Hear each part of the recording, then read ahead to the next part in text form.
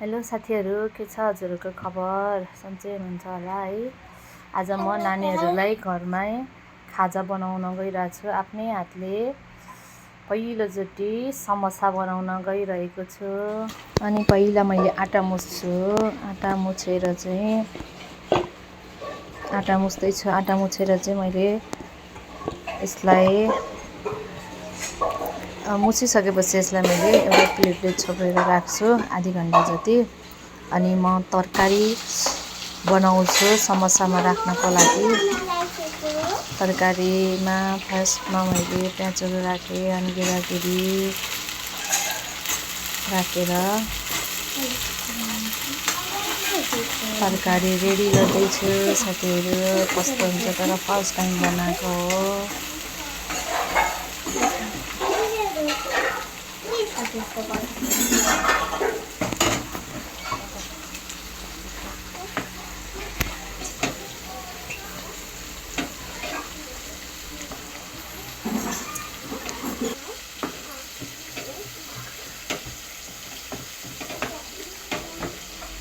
अनि त्यसपछि आलु राखेर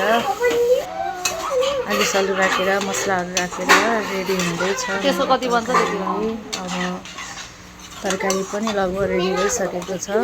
कतिको साह्रो बनाउनु पर्छ कान्छी? अब ग्यास लो बनाएर बनाउँदैछु अनि लगभग रेडी भइसकेको छ।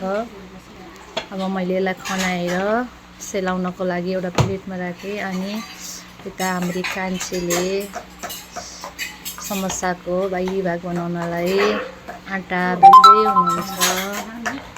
आटा बेलेर यसलाई हामीले बराबर भागमा काट्छौँ। यता मैले तेल बसाउँदै थिएँ। अब बिस्तारै थोरै पिठो लगाउँदै बेल्दै थियौँ, न त टाँसिँदो रहेछ। यसलाई बिचमा हामीले बराबर बनाएर काट्यौँ। काटेपछि यसलाई हामीले अब बिचमा तरकारी राखेर सेप बनाउँदैछौँ। तर फर्स्ट टाइम बनाएको भएर होला खासै राम्रो त भएको थिएन, जे भने आकार चाहिँ आएको थियो। जे भने मिठो भएको थियो। फर्स्ट टाइम बनाएर खाँदा नि आफ्नो हातले बनाएको समोसा पनि। तर समोसा चाहिँ धेरै बनाएको थिएनौँ हामीले, बच्चाहरूलाई मात्रै कस्तो हुन्छ फर्स्ट टाइम भनेर थोरै 8-10वटा मात्रै हुने गरेर बनाएको थियौँ। अनि त्यसलाई टाँसिनको लागि थोरै पानी लगाउनु पर्ने रहेछ सुरुमा, नभएर तरकारी धेरै भएर सेप पनि छुट्टै आइरहेको थियो। समोसाको सेप हेर्नु है साथीहरू कस्तो हुँदैछ। हजुरहरूले यसो हेरेर कमेन्ट गर्नु होला।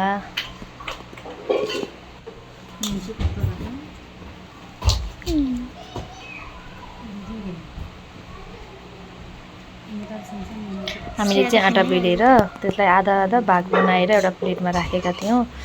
अनि झिक्दै बनाउन सजिलो हुन्छ। अनि बनाएर तेल सानो बनाएँ। तेल चाहिँ सानो ग्यास बनाएर तताउँदै थियो।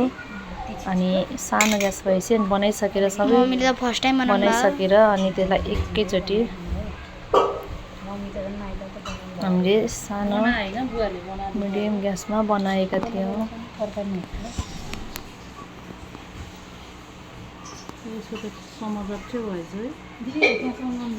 बनाउँदै 2-3जनाले बनाएको भएर होला, तर आकारहरू फरक भइरहेछ।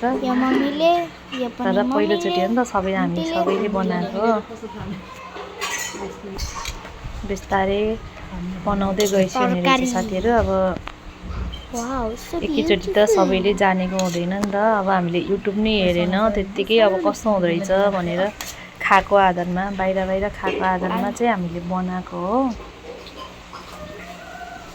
हेर्नु है साथीहरू, अब मैले कराईमा राखेँ तेलमा, तातो तेलमा समोसालाई कस्तो हुन्छ। अब सानो ग्यासमा बनाउँदैछौँ हामीले मजाले। कतिवटा भयो? हल्का आकारमा रातो सेप आएको छ। यसलाई मैले फर्काउँदैछु।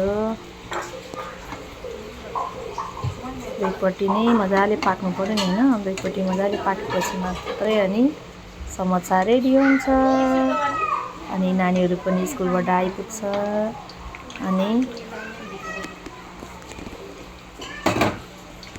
खाजा पनि रेडी हुन्छ। यो त यत्रो तेल हालेर होइन धेरै बनाउनु त अब है।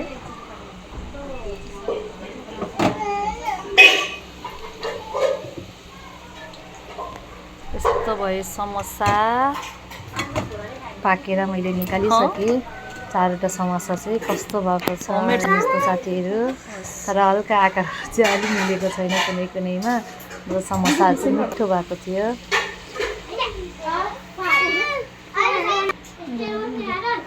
पहिलोचोटि धेरै त बनाइनँ, जम्मा 8-10वटा मात्रै बनाएका थियौँ हामीले। पहिलोचोटि कस्तो हुन्छ भनेर तयारी गरेको मात्रै हो। हुँदै पकाएर नि भ्याइसक्यो। अब हामी बच्चाहरूलाई तातो छ कि छैन?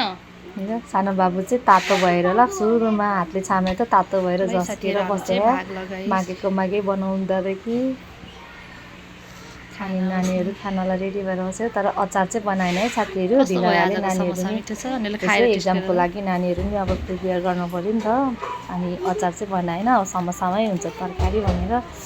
अनि समोसाकै तरकारीले हुन्छ भनेर खाना दिएको। अनि थोरै आँपको बिहान बनाएको अचार थियो, त्यही अचारसँग नानीहरू चाहिँ खान्छ। कस्तो छ भनेर सोधेको चाहिँ मिठो छ मम्मी, घरमा बनाएको भन्दै थियो। कस्तो छ खान्छ? हजुरहरूले पनि कस्तो भएको छ आकार यसो हेरेर चाहिँ कमेन्ट गर्नु होला। अनि मेरो श्रीमान हुनुहुन्छ। कस्तो छ घरमा बनाएको समोसा? श्रीमानलाई आएपछि श्रीमान चाहिँ धेरै खाँदैन, एउटा मात्र चाख्नु भयो। कस्तो छ भनेर सोधेको, एकदम मिठो छ भन्दै हुनुहुन्थ्यो। अचार त अब एकदम मिठो भयो अरे उहाँलाई नै। घरमै बनाएको, यसरी घरमै बनाउनु जानेपछि बाहिर किन्नु परेन नि त, आफ्नै हातले बनाएको ताजा पनि खान पाइयो भन्दै हुनुहुन्थ्यो उहाँले चाहिँ।